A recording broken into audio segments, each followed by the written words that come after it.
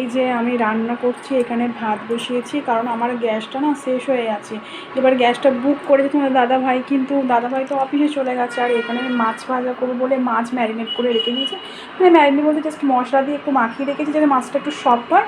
আর একটু আজকে তো শনিবার, আমি একটু ভালো নিরামিষ, দাদাভাই নিরামিষে একদম খেতে পারে না, ওই জন্য আজকে একটু ঝিঙে পোস্ত করছি। দাদা ভাই ঝিঙে পোস্ত খেতে ভালোবাসে। আর এখানে আমি একটু লাইয়ের খোলা ছিল, ওটা একটু ভাজা করব, এটাই আজকে রেসিপি। তার সাথে তো স্যালাড থাকছি। আর এখন ভাত হচ্ছে। আমি এখন এই মানে ইন্ডাকশানে রান্না বলতে বুঝতেই পারছো, কারণ প্রচণ্ড দেরি হয় রান্না করতে। এখন এই মাত্র সবে জাস্ট ভাত ফুটছে, এরপর ভাত হয়ে যাওয়ার পর আমি এখন রান্না করব।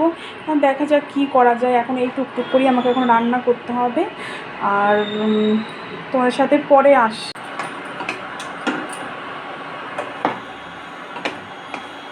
রসুন আর কালো জিরে, তার মধ্যে লাউ খোসাটা দিয়ে দিচ্ছি।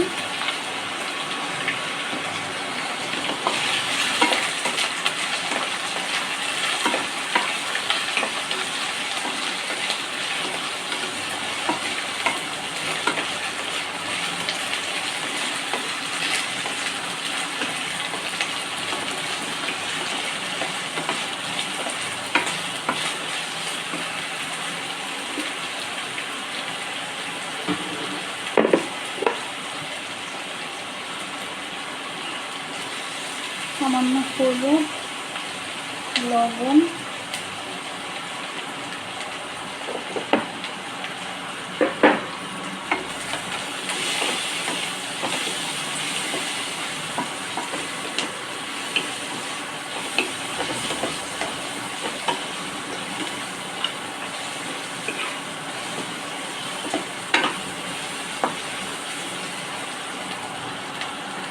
এই যে এখন আমি ঝিঙে পোস্ত করছি, তার জন্য ঝিঙে আর আলুটাকে ভালো করে একটু ভাজা ভাজা করে নিচ্ছি।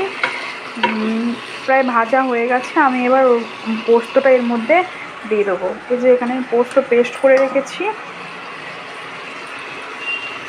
পোস্তটা এখানে দিয়ে দেবো।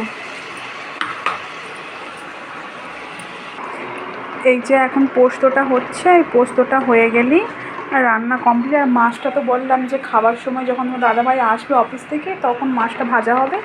আর এখন জাস্ট পোস্তটা আলুটা সিদ্ধ হলেই পোস্তটা নামিয়ে দেবো। পোস্তটা মোটামুটি কমপ্লিট। আপাতত আজকে আমার এইটুকুই রান্না। টাটা।